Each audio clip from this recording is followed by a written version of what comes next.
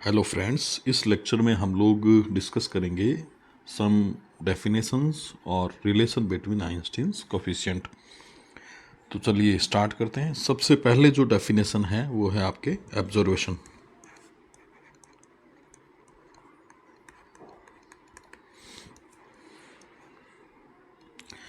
मान लेते हैं कि कोई एटम जो है वो ग्राउंड स्टेट में है और इस एटम पर एक प्रॉपर फ्रीक्वेंसी का फोटोन हम लोग गिरा रहे हैं। मान लीजिए कि इस स्टेट की एनर्जी E1 है और इस स्टेट की एनर्जी E2 है। तो हम लोग जो फोटोन गिरा रहे हैं उसकी एनर्जी जो है वो E2 माइनस E1 के बराबर है। तो एक प्रॉपर फ्रीक्वेंसी का फोटोन हम लोग गिरा रहे हैं। तो क्या होता है कि ये एटम जो होता है वो इस फोटोन को एब्जॉर्ब कर लेता है और एब्जॉर्ब करके लोअर एनर्जी स्टेट से हायर एनर्जी स्टेट में ट्रांजैक्शन कर लेता है। इस फिनोमिना को हम लोग बोलते हैं एब्जर्वेशन। ये घटना जो है वो एब्जर्वेशन कहलाती है। और इस घटना की जो प्रोबेबिलिटी है, प्रोबेबिलिटी कहाँ से कहाँ जा रहा है एटम, स्टेट 1 से स्टेट 2 में जा रहा है, तो प्रोबेबिलिटी 1-2 के द्वारा हम लोग रिप्रेजेंट करेंगे। इस फिनोमिना की जो प्रोबेबिलिटी है वो डायरेक्टली प्रोपोर्शनल होती है number of density of photons in the system, कि इस सिस्टम में कितने photon per unit volume present है। तो प्रोबेबिलिटी 1 से 2 में जाने की और कौन सी घटना के द्वारा, एब्जॉर्वेशन के द्वारा, ये प्रोबेबिलिटी डायरेक्टली प्रोपोर्शनल होती है यू न्यू के। यू न्यू यहाँ पर क्या है, यू न्यू यहाँ पर है number density of photons having frequency new. तो यू न्यू मैं यहाँ पर लिख देता हूँ number density of photons, number density of photons. तो प्रोबेबिलिटी 1 से 2 में जाने की ऑब्जर्वेशन के द्वारा वो डायरेक्टली प्रोपोर्शनल होती है कि कितने सिस्टम में फोटॉन्स एग्जिस्ट कर रहे हैं पर यूनिट वॉल्यूम। अब प्रोपोर्शनलिटी साइन को हटाएंगे तो अपने को एक कांस्टेंट लगाना पड़ेगा।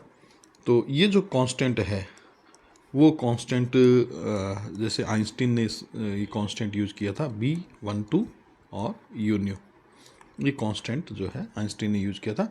आइंस्टीन्स कोफिशिएंट इसको हम लोग बोलते हैं for absorption, Einstein's coefficient for absorption. इसको एब्जॉर्वेशन के लिए आइंस्टीन्स कोफिशिएंट बोला जाता है।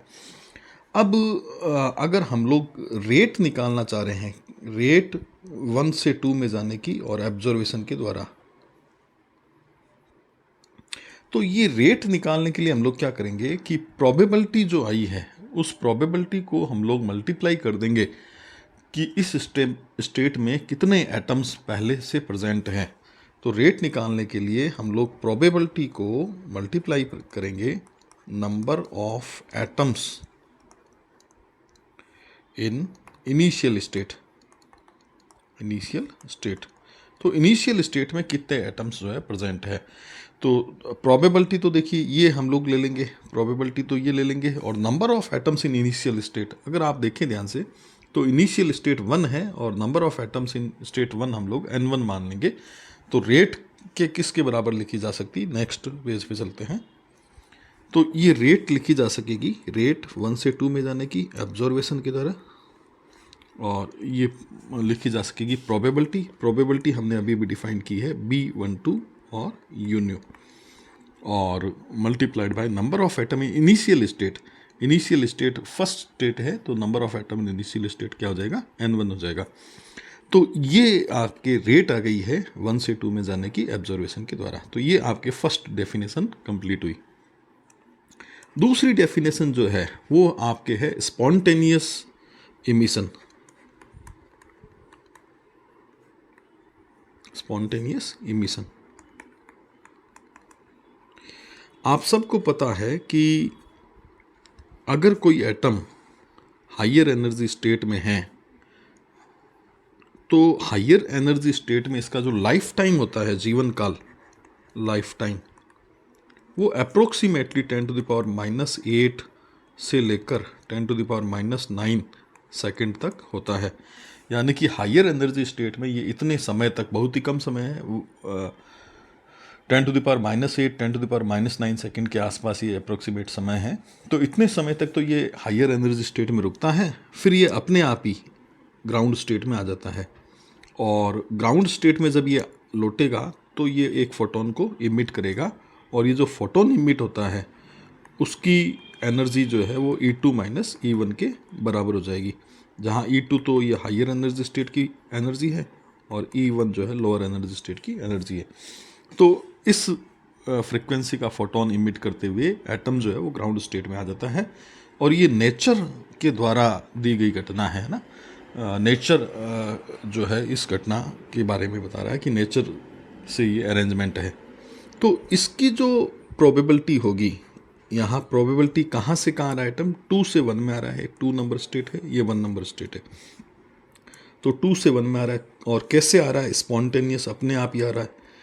तो ये प्रोबेबिलिटी जो है वो कांस्टेंट के रूप में ली जाती है, क्योंकि यहाँ इंसिडेंट फोटॉन्स का कोई रोल है नहीं। कुछ हम लोग ऐसा नहीं है कि कुछ इंसिडेंट करवा रहे हैं, इंसिडेंट फोटोन का कोई रोल नहीं है। तो ये कांस्टेंट के बराबर होती है, और ये कांस्टेंट लिया जाता है A21। ये कांस्टेंट A21 लिया जाता है, तो प्रोबेबिलिटी ये कांस्टेंट के बराबर होती है। अच्छा, कांस्टेंट के बराबर होती है, प्रोपोर्शनलिटी साइन की जगह मैं कांस्टेंट यहाँ पर यूज करूँगा।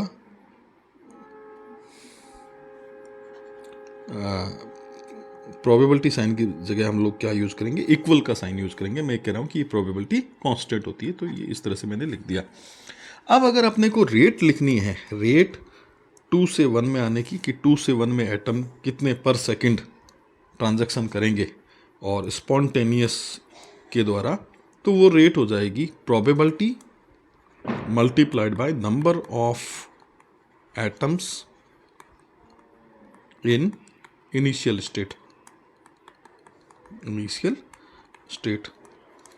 तो प्रोबेबिलिटी तो देखिए A21 हो गई, और number of atoms in initial state, इस बार इनिशियल स्टेट देखिए एटम जो है वो हायर एनर्जी स्टेट में है, तो इस बार इनिशियल स्टेट जो है वो सेकंड नंबर है, और उसमें नंबर ऑफ एटम कितने लिए जाएंगे, N2 लिए जाएंगे। तो ये रेट 2 से 1 में आने की, और किसके द्वारा, स्पॉन्टेनियस इमिशन के द्वारा आने की, ये हो जाएगी रेट। तो ये दूसरी घटना हुई जिसमें एटम अपने आप ही ग्राउंड स्टेट में आता है, इसको बोलते हैं स्पॉन्टेनियस इमिशन। थर्ड जो इवेंट है वो है स्टिमुलेटेड इमिशन। स्टिमुलेटेड इमिशन, ये जो घटना है स्टिमुलेटेड इमिशन, या इंड्यूस्ड इमिशन भी बोलते हैं, इंड्यूस्ड इमिशन, ये घटना सजेस्ट की थी आइंस्टीन ने। ये सजेस्ट की थी किसने, आइंस्टीन ने। और क्या ये फिनोमिना है, नेक्स्ट पेज पे चलते हैं। आइंस्टीन ये कह रहे हैं कि अगर कोई एटम पहले से एक्साइटेड स्टेट में है, अगर कोई एटम पहले से एक्साइटेड स्टेट में है, और आपने अगर एक पर्टिकुलर एनर्जी का, पर्टिकुलर फ्रीक्वेंसी का फोटोन गिराया है, किस फ्रीक्वेंसी का या किस एनर्जी का, h nu is equal to E2 minus E1। तो अगर आप एक पर्टिकुलर फ्रीक्वेंसी का फोटोन गिराते हैं, तो उस कंडीशन में ये जो इंसिडेंट फोटोन होता है वो इस एक्साइटेड एटम को ग्राउंड स्टेट में आने के लिए इंड्यूस करता है। ये इसको ग्राउंड स्टेट में आने के लिए इंड्यूस करेगा, और ये जो आपने फोटोन गिराया है वो तो मूव करेगा ही करेगा। इसके अलावा ये एटम जब ग्राउंड स्टेट में रिटर्न होता है तो एक और फोटोन निकलता है, वो फोटोन भी इसके साथ साथ इमिट होगा। तो ये तो आपने जो गिराया वो वाला फोटोन, और एक जो है वो एटम लोअर एनर्जी स्टेट में आ रहा है, इस कारण से एक फोटोन और निकलेगा। तो इस तरह से 2 फोटोन हो जाएंगे।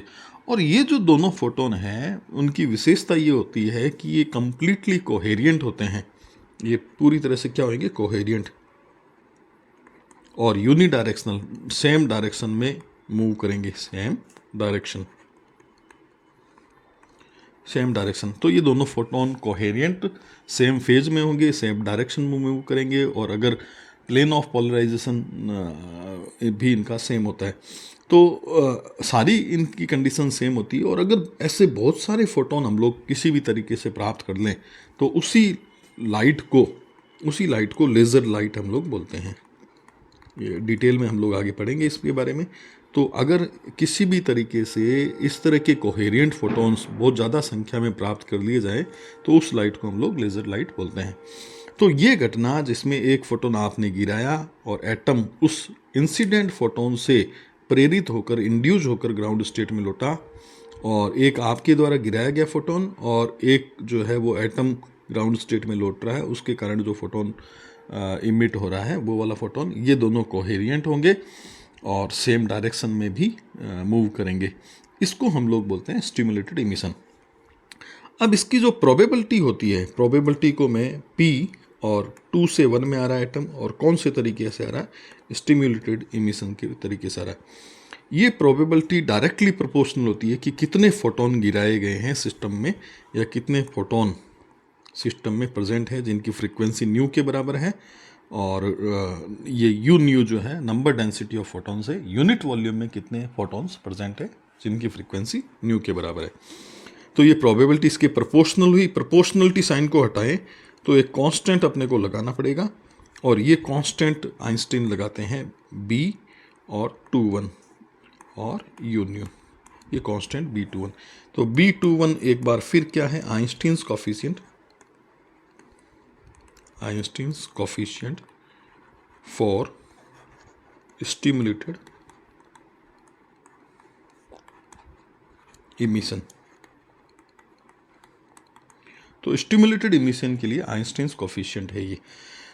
अब अगर मैं ये रेट लिखना चाहूँ, रेट कहाँ से कहाँ में आने की, 2 से 1 में आने की, और कौन से तरीके से आने की, स्टिमुलेटेड इमिशन से आने की, तो रेट लिखने के लिए हम लोग क्या तरीका लेंगे, प्रोबेबिलिटी को हम लोग मल्टीप्लाई करेंगे number of atoms in initial state. तो यहाँ पर भी आप देखिए कि number of atom in initial state जो है वो 2 है इनिशियल स्टेट, और फाइनल स्टेट 1 में आ रहा है एटम। तो number of atoms in initial state कितना लिया जाना चाहिए, N2 यहाँ पर लिया जाना चाहिए। तो ये आपके क्या आ गई, रेट 2 से 1 में आने की, किस तरीके से, स्टिमुलेटेड इमिशन के तरीके से ये रेट आ गई है। चलिए नेक्स्ट पेज पर चलते हैं। अब हम लोग निकालेंगे relation between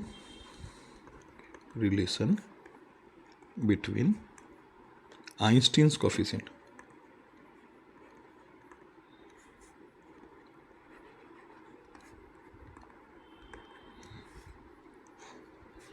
relation between Einstein's coefficient, ये हम लोग निकालने जा रहे हैं। ये निकालने के लिए हम लोग ये मान लेते हैं कि let a system is in thermal equilibrium.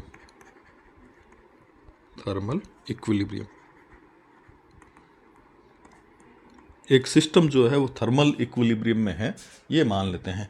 और जब सिस्टम थर्मल इक्विलिब्रियम में होता है तो पर सेकंड जितने एटम स्टेट 1 से 2 में जाएंगे उतने ही एटम पर सेकंड 2 से 1 में आएंगे। Rate of transaction from state 1 to 2 is equal to rate of transaction from state 2 to 1। अब हम ये जानते हैं कि rate of transaction from state 1 से 2, ये तो एक ही तरीका है, वो है एब्जॉर्वेशन। और rate of transaction from 2 to 1, दो स्टेट 2 से स्टेट 1 में आने के दो तरीके हैं। एक तो हमने अभी पढ़ा है कि स्पॉन्टेनियस अपने आप ही हो सकता है, और दूसरा हमने पढ़ा है कि ये स्टिमुलेटेड भी हो सकता है। ये स्टिमुलेटेड या स्पॉन्टेनियस दोनों ही तरीके हो सकते हैं। तो इसको मैंने R21 को मैंने दो भागों में तोड़ दिया। स्पॉन्टेनियस इमिशन से भी आ सकता है एटम, और स्टिमुलेटेड इमिशन से भी आ सकता है। अब रेट क्या होती है, रेट होती है प्रोबेबिलिटी और multiplied by number of atoms. तो इसकी प्रोबेबिलिटी हमने अभी पढ़ी है थोड़ी देर पहले ही। ये प्रोबेबिलिटी है B12 और यू न्यू, और multiplied by number of atoms in initial state, that is N1। ये तो इसकी प्रोबेबिलिटी थी। और R2 से 1 में स्पॉन्टेनियस इमिशन के द्वारा आने की प्रोबेबिलिटी थी A21 multiplied by number of atoms in initial state, that is N2। और R2 से 1 में आने की स्टिमुलेटेड इमिशन की जो प्रोबेबिलिटी थी वो B21 थी, और यू न्यू था उसमें भी, और number of atoms initial state कितना था, n2 था। तो ये आपके मैंने तीनों वैल्यू r की वैल्यूज पुट कर दी है। अब हम क्या करेंगे कि ये जो टर्म है ये टर्म लेफ्ट हैंड साइड में ट्रांसफ़र कर देंगे और यू न्यू को कॉमन ले लेंगे। तो यू न्यू को कॉमन ले लिया और यहाँ तो आ गया B12 और N1 माइनस B21 और N2 ये आ गया, और उस साइड में जो अपने पास है वो है A21 इंटू N2। तो ये अपने पास आ गया। अब नेक्स्ट टर्म में हम लोग यू न्यू की वैल्यू निकाल लेते हैं। इससे यू न्यू की वैल्यू आ जाएगी A21 N2 अपॉन, ये पूरा जो है वो अपॉन में चला जाएगा, ये पूरी क्वांटिटी अपॉन में चली जाएगी। तो ये आ जाएगी B12 N1 minus B21 N2। तो ये हम लोग नेक्स्ट पेज पे लिखते हैं। तो यू न्यू की वैल्यू आई है अपने पास A21 N2 upon B12 N1 minus B21 N2, ये यू न्यू की वैल्यू आई है। अब हम क्या करेंगे कि इस क्वांटिटी का यानी कि B21 का N2 का इस क्वांटिटी का हम लोग डिनोमिनेटर और न्यूमरेटर दोनों में डिवाइड करने वाले हैं। तो दोनों में डिवाइड करें तो अपने पास देखो u nu is equal to आ जाएगा, ऊपर तो देखो N2 से तो N2 कैंसिल आउट हो जाएगा, ऊपर तो आ जाएगा A21 अपॉन B21, ये तो न्यूमरेटर में आ जाएगा। डिनोमिनेटर में इस टर्म की बात करें ना तो यहाँ आएगा आपके पास B12 अपॉन B21 और यहाँ आएगा N1 अपॉन N2, और इस टर्म में इसी टर्म का भाग लगाया हमने, इसी का ही डिवाइड कर रहे हैं। तो यहाँ पर सिंपली क्या आ जाएगा, 1 आ जाएगा।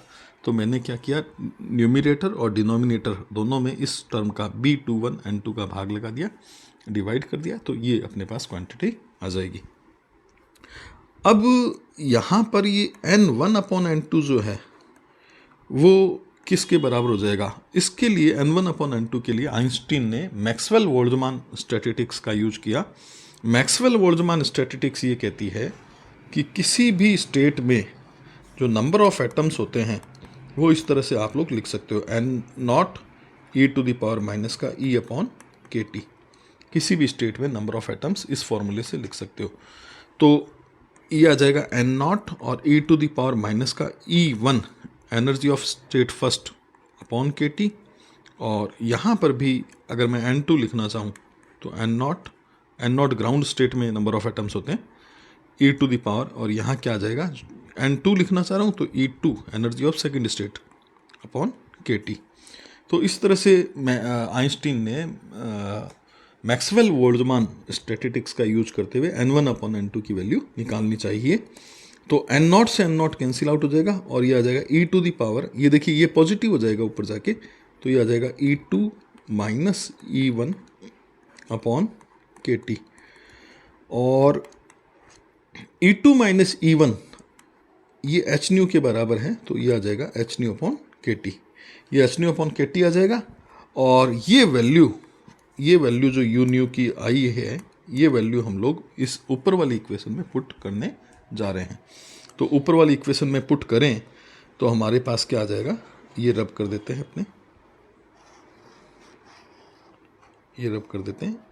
तो अब देखिए कि ये अपने पास क्या आ जाएगा, यू न्यू बराबर आ जाएगा, सॉरी ये N2, ये क्वांटिटी जो है ना ये आपके पास है N1 अपॉन N2, ये इसकी वैल्यू आई N1 अपॉन N2 की।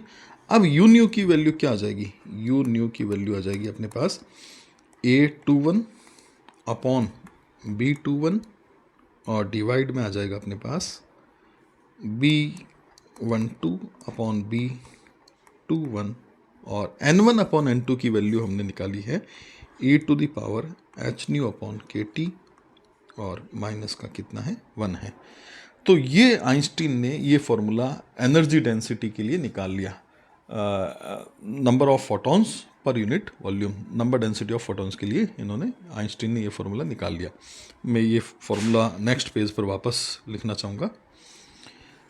तो यू न्यू का जो फार्मूला निकाला है आइंस्टीन ने वो है A21 अपॉन B21 और डिवाइड में है B12 अपॉन B21 और e to the power h nu upon KT minus 1, ये फार्मूला निकाल लिया।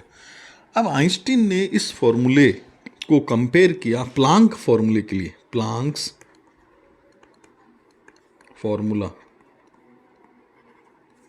for photon number density of photons, number density of photons। तो प्लांक का जो फॉर्मूला था नंबर डेंसिटी ऑफ फोटॉन्स के लिए, उस फॉर्मूले से कंपेयर किया। प्लांक का क्या फॉर्मूला था? प्लांक का फॉर्मूला था 8 pi h nu cube upon c cube और e to the power h nu upon KT minus 1। Planck ने ये फॉर्मूला दिया था। ब्लैक बॉडी रेडिएशन एक घटना होती है, ब्लैक बॉडी रेडिएशंस, उसके लिए प्लांक ने ये फॉर्मूला दिया था। तो आइंस्टीन ने ये फॉर्मूला प्राप्त किया और प्लांक ने ये फॉर्मूला दिया था, दोनों अलग अलग घटनाओं के लिए, ब्लैक बॉडी रेडिएशन के लिए ये वाला फॉर्मूला, और ये जो है वो transaction of atom from one state to another state, उसके लिए फार्मूला प्राप्त किया। कंपेयर कर दिया आइंस्टीन ने इन दोनों फार्मूलों को। अगर हम लोग कंपेयर करें, कंपेयरिंग, तो कंपेयर करें तो एक तो देखिए कि A21 अपॉन B21 की वैल्यू तो कितनी आ रही है? ये वैल्यू आ रही 8 pi h nu cube upon c cube, ठीक है, 8 pi h nu cube upon c cube आ रही है वैल्यू। और दूसरा अगर हम लोग कंपेयर करें e to the power h nu upon KT की मल्टीप्लाई में यहाँ 1 माना जा सकता है, यहाँ e to the power h nu upon KT की मल्टीप्लाई में B12 अपॉन B21 है। तो ये क्वांटिटी 1 के बराबर है। कौन सी क्वांटिटी?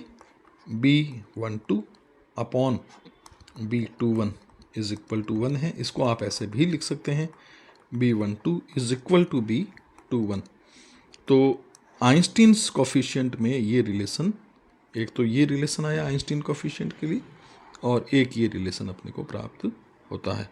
तो इस लेक्चर में हम लोग इतना पढ़ेंगे। नेक्स्ट लेक्चर में हम लोग इसका फिजिकल सिग्निफिकेंस पढ़ेंगे कि क्या इनका फिजिकल सिग्निफिकेंस है और कैसे लेज़र जो है बनाया जा सकता है, वो नेक्स्ट लेक्चर में हम लोग स्टडी